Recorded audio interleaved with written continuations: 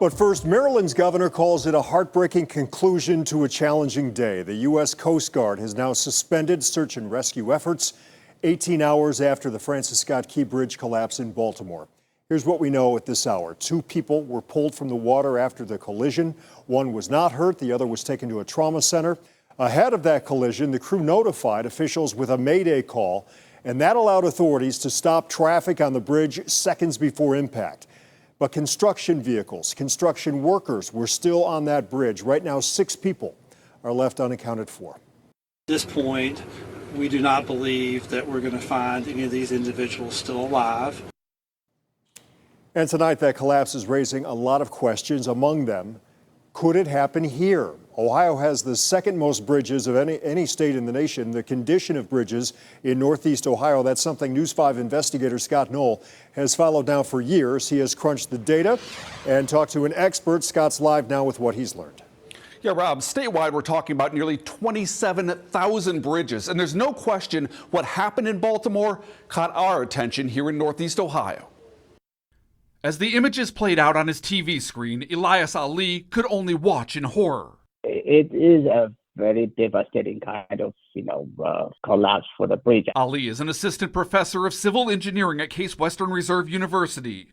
He calls what happened in Baltimore a worst-case scenario from an engineering standpoint, a direct hit by a container ship to one of the bridge's primary support piers. Most bridge piers, they are designed to support a collision load from the car, from, minor accidents, kind of that, but not this huge collision from a ship.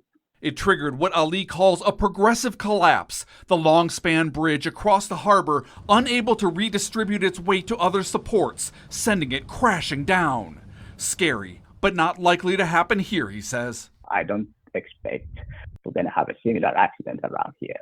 Ali says that's because the ships on the Cuyahoga River are smaller than larger ocean-sailing container ships. And those tight turns in the river, it keeps ship speeds low.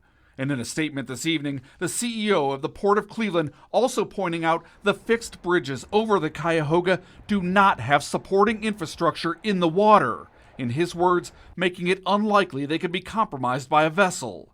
And even in some cases where supports are near water, we found these giant concrete barriers in the water. Ali says they're pier guards, used to not only protect against erosion and corrosion, but also potential impact. So basically, these pier guards are like a bumpers for our cars. So it helps, And Ali believes what happened in Baltimore will likely put a new spotlight on the benefits of pier guards. Meanwhile, we did some digging tonight looking at the conditions of bridges both across the state and right here in Cuyahoga County. According to 2023 bridge data from the U.S. Department of Transportation, statewide about 95% of all bridges are rated either good or fair condition. But here in Cuyahoga County, that percentage drops to about 91%. Engineers, though, quick to point out a bridge in poor condition does not mean it's not safe, only that it requires more attention and maintenance. All bridges in Ohio are inspected at least once every 2 years. Live in the newsroom, I'm News 5 investigator Scott Knoll. All right, good stuff, Scott. Thank you very much. There's more. As search and rescue efforts in Baltimore end and recovery efforts are now scheduled to begin, authorities say the main challenges divers face are difficult water temperatures and structures from the bridge in the water moving with the tides. We will still have surface ships out overnight.